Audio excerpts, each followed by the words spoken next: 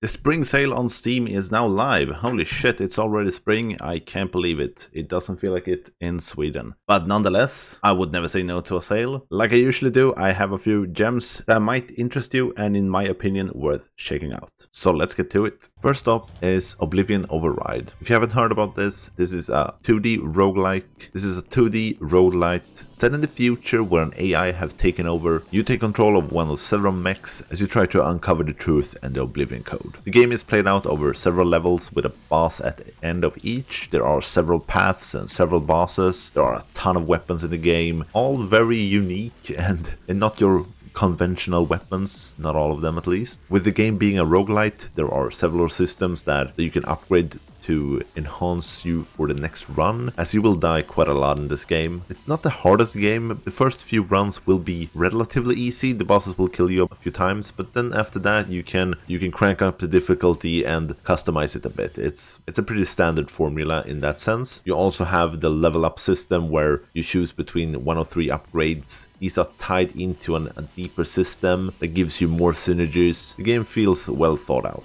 And as you crank up the difficulty in the game, the bosses will change as well, which is kind of cool. The weapons and arsenal will change a bit. So if you like roguelike or roguelite games, you can't go wrong with this one. Probably one of the better ones that have released so far this year. Next up is Shogun Showdown. This one is still in early access, but there are a lot of content in the game, so well worth picking up, even if it hasn't hit 1.0 yet. The latest big update for the game was in January 22nd, and I think the game will be out of early access this year. It's a really interesting tactical formula. So the game is in 2D, and your goal for each level is to kill all the enemies. And below you have a few attacks, and each time you move or do an attack, you advance the turn, and you can see the countdown above the enemies' heads on how long before they attack. So the game becomes kind of a micromanagement between the cooldown of your attacks and the cooldown of the enemies' attacks. And you're trying to position yourself correctly all the time to utilize your skills perfectly while dodging the enemies. I think it's super fun, and as you progress, you go through several biomes with different types of enemies. You have shops where you can get new skills and you upgrade skills. You might add poison to one attack or lower the amount of turns for the cooldown or enhance the attack power of an attack. It's been a while since I played the game, but I think they have added another character or two other characters, so you have different playstyles out of the get-go as well.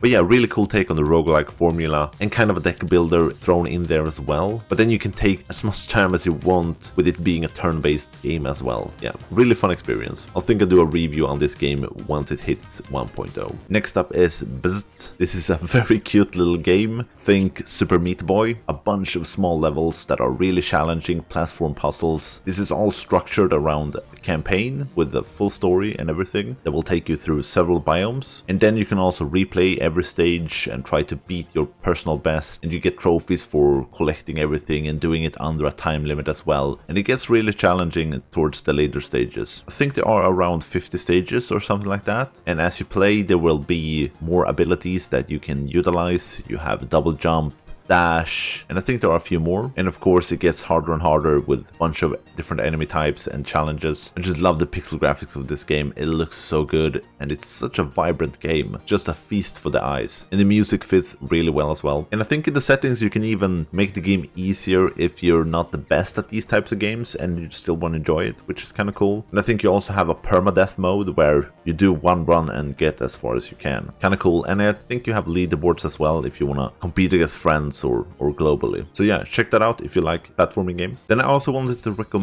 Worldless. This is kind of a cool 2D platformer adventure game. So the game is structured around 2D platforming for the most part, and then you have encounters, and these are turn-based combat encounters. Really flashy, really cool. The game is kind of minimalistic, but it's a really visually cool game in my opinion. Within the turn-based combat you can do a lot of combos. You can also defend to negate damage. It's a cool system with a lot of different flash attacks. There is a talent tree attached to it which will grant you different abilities. You will also get platforming abilities as you play the game. So go and check that out if you're interested in that type of a game. Have you guys played Pit People?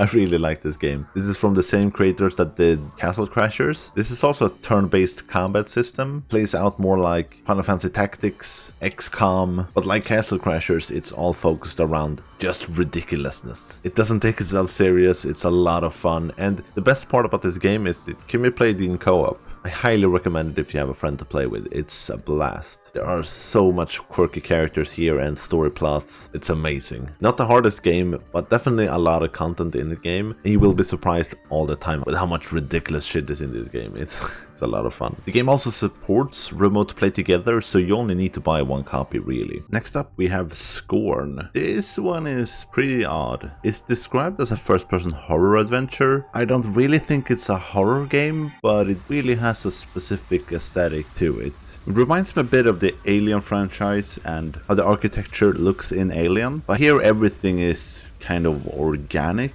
The walls, the mechanics, everything has an organic feel to it, and it's a pretty creepy game. It has some light gunplay, but the main focus is about puzzles, and it is a fantastic experience if you can be okay with how the game looks.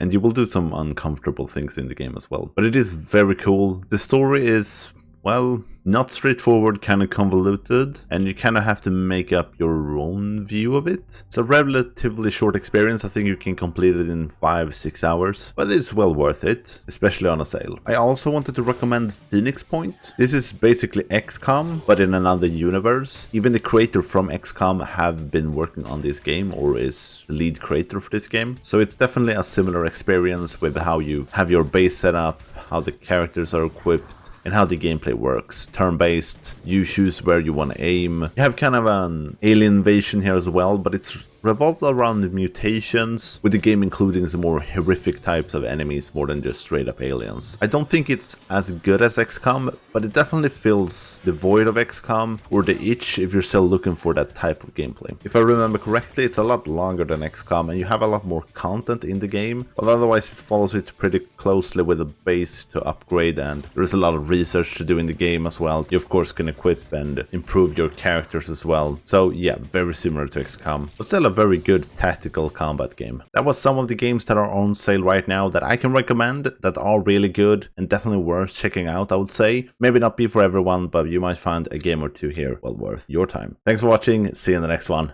bye.